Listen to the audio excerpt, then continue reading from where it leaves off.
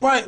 What's coming up frequently now is this phrase, the tobacco moment. Yes. So this is the idea that the LIBOR scandal, which is now affecting a quadrillion in securities and ripped off tens of millions and hundreds of millions of people, is it gotten to the point now where the tobacco moment kicks in, where the tobacco company finally had to admit that cigarettes cause cancer and that industry was changed forever? Will they finally admit, will the banks around the world finally admit that they are in the market rigging business? Very little of what they do is legitimate, and the entire industry has changed forever. I think we're inching toward that moment. Either we have that moment and we address the collapse in an orderly fashion, or we don't have that moment and we're going to have a global reset, which would be extremely chaotic.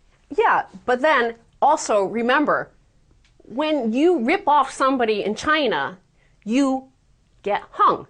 They hang you. So there is a deterrent there. Barclays scandal, bad news for investor confidence. So here's another article saying, oh, this is bad news. There's loads of money being pulled out of the financial system because people are terrified to be in it because they know that they're going to get ripped off one way or the other. And they interview Randy Frederick, managing director of active trading and derivatives at Charles Schwab, who says every time people begin to gain a little confidence, something else comes up. If it's not Europe, it's troubled IPOs, i.e. Facebook, or JP Morgan or Barclays. Something new blows up and people say, I knew it was rigged.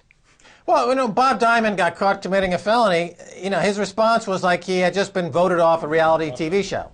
So he's all smiles, and it's the debriefing from you had to come out of the bank, you were caught for committing a felony, you ripped millions of people off. How do you feel now? And he's there all smiles, and, will he work for Blackstone? Will he work for private equity? With his next job, will he get to keep his 20 million pound bonus? All that stuff is going to kick in. He's happy. There's not even any negative stigma, much less a penalty. He's just an interview like this guy is ready to go to Disneyland and celebrate his triumph as having stolen 20 million and more pounds without a single penalty, without working a day in his life. Remember, Bob Diamond doesn't actually work. He just goes in there. He has no accountability. He said, I never know what's going on. I was just sitting there behind my desk collecting all his money, twiddling my thumbs and playing solitaire on my computer for a few years. And my employment contract that I signed makes it impossible for anyone to go after me in any substantive way.